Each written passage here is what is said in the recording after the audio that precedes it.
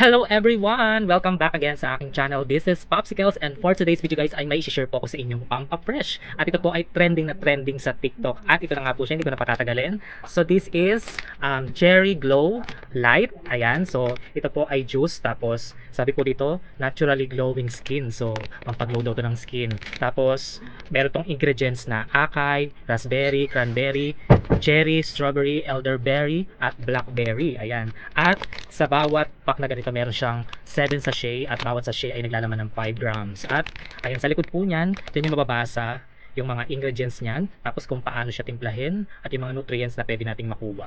So, syempre ngayon, itatry po natin siya. So, meron po ako ditong isa na nabuksan ko na. Ayan, at papakita ko sa inyo.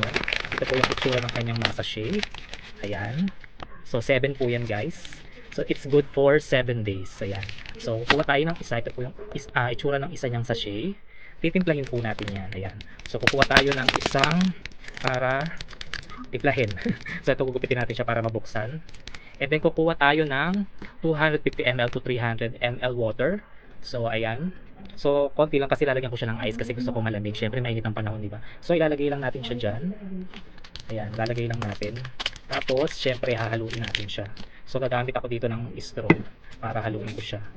Ayan, tanggalin lang natin itong balot ng straw at ayan, i-mix natin siya. So, actually, mabilis naman siyang ma-melt in fairness. Ayan, so na-mix ko siya kaagad. Ayan, ganyan po yung itsura niya, nakita nyo. Ayan. Tapos, lagyan natin ng ice syempre. Diba? Gusto ko malamig. Ayan. So, konting ice lang. Ayan. So, yan po yung itsura ng ating Cherry Glow Light Pampafresh. So, tikman na natin siya kung anong lasa niya. Lasa siyang, yung combination niya ng mga fruits na nakalagay doon. Dito, ayan. At masarap siya kapag malamig kasi mainit ang panahon para refreshing, di ba?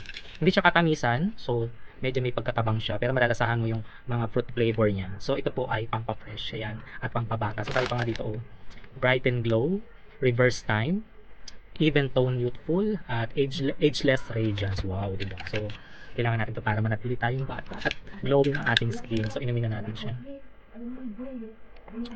Sarap.